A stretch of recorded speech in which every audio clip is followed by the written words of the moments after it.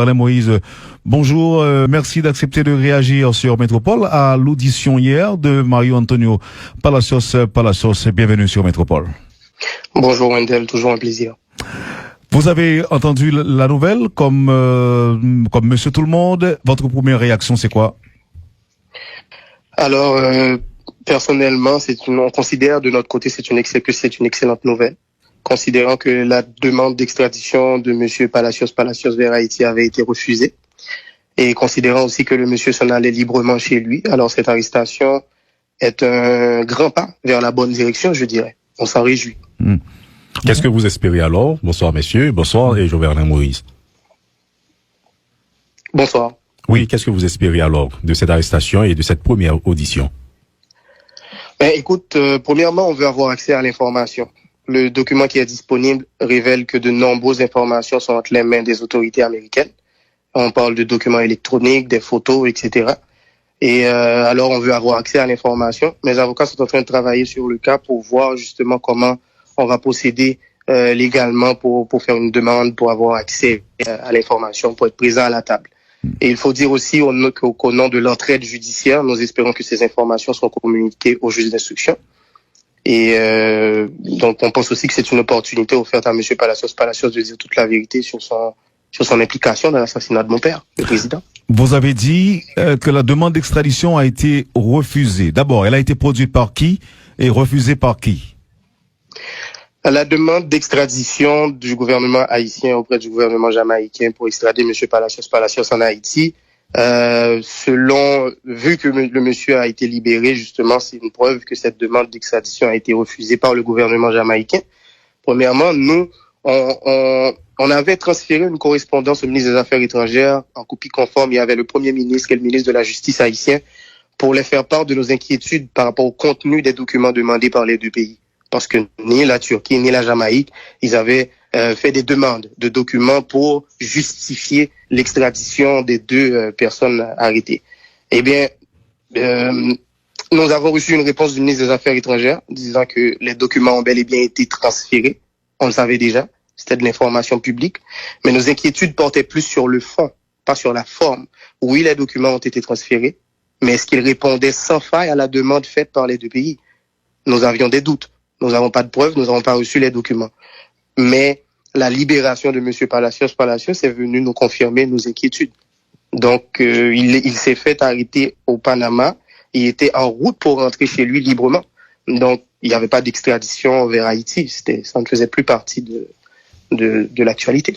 Alors, côté sécurité, est-ce que vous vous sentez beaucoup plus confortable que Mario Palacios soit aux États-Unis au lieu d'être extradé en Haïti, par exemple? Je pense que c'est une opportunité offerte à M. Palacios, comme je l'ai dit tantôt, pour dire toute la vérité sur son implication dans l'assassinat. Et je pense aussi qu'il ne peut prétexter n'être pas dans les meilleures conditions pour donner sa version des faits. C'est vraiment ce que je pense pour l'instant. Maintenant, Jovenel Moïse, est-ce que vous ne pensez pas que les États-Unis peuvent s'en servir uniquement et ne pas rapporter les faits s'il le faut, donc communiquer les informations aux Haïtiens ou à Haïti, à la justice haïtienne de manière particulière? Ça va être exactement à ce niveau qu'on va devoir entrer en jeu. Comme je l'ai dit tantôt, il y a l'entraide judiciaire qui existe entre les deux pays. On va s'assurer avec mon équipe d'avocats qu'on trouve la bonne formule pour pouvoir légalement faire une demande d'accès à l'information et aussi favoriser l'entraide judiciaire pour que les deux juges puissent se communiquer sur le dossier, pour que l'enquête puisse avancer aussi en Haïti. Donc, on est là-dessus, on est vraiment là-dessus, et comme je vous l'ai dit, c'est une opportunité en or qui nous est offerte dans cette quête de justice. Jusque-là, dites-nous, jusqu'où vous vous êtes impliqué, la famille présidentielle évidemment, jusqu'où vous vous êtes impliqué dans les démarches? En fait, comme vous l'avez vu, c'est de l'information publique. Moi, personnellement, avec mon conseil d'avocat, je suis impliqué jusqu'au cou. On n'arrête pas de travailler sur ce dossier, tant qu'au niveau national qu'au niveau international. Nous n'arrêtons pas de mettre la pression sur le gouvernement haïtien, sur le système judiciaire haïtien. Et aussi, nous avons fait beaucoup de demandes aussi au niveau de la justice internationale, comme on a contacté le rapporteur spécial pour pour lui faire part d'une chronologie des faits, pour que la communauté internationale soit bien informée comment avance la chose et pour qu'il puisse comprendre aussi que ça n'avance pas très bien. Jusqu'à présent, le 7 janvier prochain, ça va faire 6 mois qu'ils ont assassiné mon père, le président d'Haïti. Et je pense que vous avez cette information. Les Colombiens qui sont arrêtés en Haïti ne sont toujours pas auditionnés.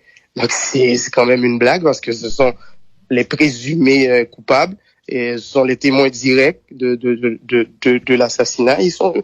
L'information dont ils disposent, le juge n'a pas encore accès à cette information. Donc c'est pour ça qu'on estime que l'arrestation de M. Palacios par les forces américaines, c'est quand même un atout. Mais il va justement falloir trouver la bonne formule pour pouvoir bénéficier de cette arrestation. Alors, on veut croire quand même que l'enquête avance parce que selon les dernières informations, le juge instructeur Gary Aurélien a quand même relâché 4 policiers qui étaient pratiquement impliqués apparemment au niveau de cet assassinat. Mais bon, voilà, ils ont été relâchés. Comment est-ce que vous-même vous recevez cette nouvelle de la libération de ces 4 policiers notamment? Je m'inquiète. Je suis très inquiet. Je me demande est-ce que, comme vous l'avez dit, l'enquête avance, mais est-ce qu'elle avance dans la bonne direction? Parce que je pense que les informations que ces gens-là pourraient donner lors de leur audition pourraient amener à suspecter d'autres personnes ou à l'arrestation d'autres personnes, mais pas à la libération. Je l'ai pas trop compris. Les avocats sont en train de travailler justement sur une correspondance pour le juge, justement pour lui demander de nous justifier les raisons justement de ces libérations. Nous avons le droit de comprendre, d'être informés en tant que partie civile des décisions du juge. Donc j'attends la communication officielle, mais comme je vous le dis pour l'instant, je suis très inquiet. Maintenant, pour finir, Jovenel Moïse, il y a Washington Post et plusieurs médias américains, s'il le faut, ont fait sortir des articles citant des noms, s'il le faut, des noms haïtiens, s'il le faut aussi, dans le cadre de l'assassinat de votre père, feu le président et Jovenel Moïse. Et vos informations, est-ce que ça prouve qu'il y a une sorte de coïncidence en termes, s'il le faut, d'identité, même dans ce que révèlent ces médias américains? Tout ce qui est dit aux médias doit être touché avec une pincette. C'est comme ça, je le crois. Je pense que cette enquête ne peut pas se résumer au niveau des médias. Il va falloir que le juge d'instruction va au fond de l'affaire, qu'il trouve toute la vérité. Oui, les médias peuvent nous donner des informations qui sont très importantes, mais il faut, comme je vais vous le dire, il faut vérifier les informations. Mon équipe d'avocats travaille là-dessus. Ils sont en train nous regardons tout ce qui sort dans la presse. Nous avons aussi une conversation, on va dire, privilégiée en tant que partie civile avec le juge d'instruction. On a le droit de lui demander des éclaircissements sur certaines décisions. C'est ce que nous avons fait, c'est ce que nous allons continuer à faire.